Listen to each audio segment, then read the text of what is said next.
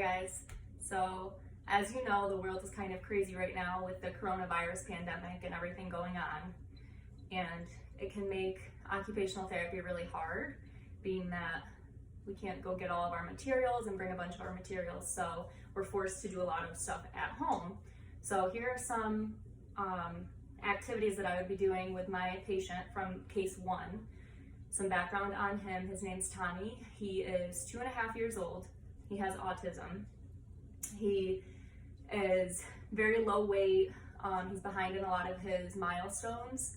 And the main thing that I would be working on at home with him, with all the materials that I have, are his play skills. He's very behind in his play skills, and he dislikes self-care skills, so dressing and things like that. So one of my first activities involves a dog, because he does have a dog from his case. Molly, come on. Molly, come here. So what I would do is, come here, Molly. He doesn't, like I said, he doesn't like dressing. So what I would have him do is dress his dog before he has to get dressed, so that it kind of seems like he has someone there with him. He's not the only one who has to get dressed, and it could be kind of fun for him. So that's what we're gonna do with Molly today. We're gonna put on her little vest if she'll let me do it. Come here, Molly. So I would just have him dress his dog. And if he doesn't have a vest or anything for his dog, I was gonna put a t-shirt on her, but I found her vest, so come here. Good girl. So that would be one activity that I could do with him. She thinks that we're gonna go out now, but good girl. Okay. Let's take this off.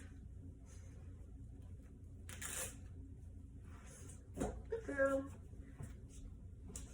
So obviously, since he's 2.5, he would have a hard time doing it by himself, so I would be helping him. I may have to do a lot of it for him, but it would just make it so that he's not the only one who has to get dressed. So another activity that I would do with him is, he doesn't like playing with new toys or doing new things. He's kind of set on his toys that he has, and if there's new toys around him, he doesn't go after them. So another activity I would do is just have some cars out for him to play with, and I would play with them and make the noises, and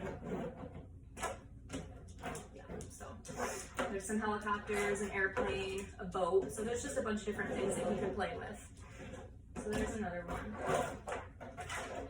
Also, I found this table set in my basement and figured it would be perfect to use for him if I was actually going to be treating him. So another idea that I had, I found this piggy bank. It's a John Deere piggy bank. There's some change in it. And then I have dominoes, and my first thought was to use the dominoes for him to play with, but since he's only 2.5, there's not much that he's gonna really want to do with them. So I had an idea that I would put this bucket right in front of the table and set the dominoes out on the table in front of him, and have him just push them and let him fall in the bucket. So he really is hypersensitive to a lot of things, so I would like to get him used to the noise of the domino dropping into the bucket, because it's kind of loud and it may scare him at first, but it would be something good for him to get used to. So I would just lay a bunch out and have him push them in to the bucket, and we could do that a couple of times. So that's my third activity for him. Another activity I had would be to just get a paper plate and either draw a picture on it or just leave it plain and just let him scribble on it.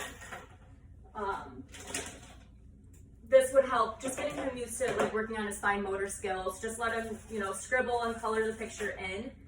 And then I have it hanging so that, he could have it, he could give it to his parents for them to hang up as a little project, because with him being in early intervention, he's gonna go to preschool services soon, and they'll be doing projects like this that he can bring home. So I just thought that would be a good idea for him to just kind of scribble and color it, and I could color with him. And then for my last activity, I found these beads and I just lay them out on the floor.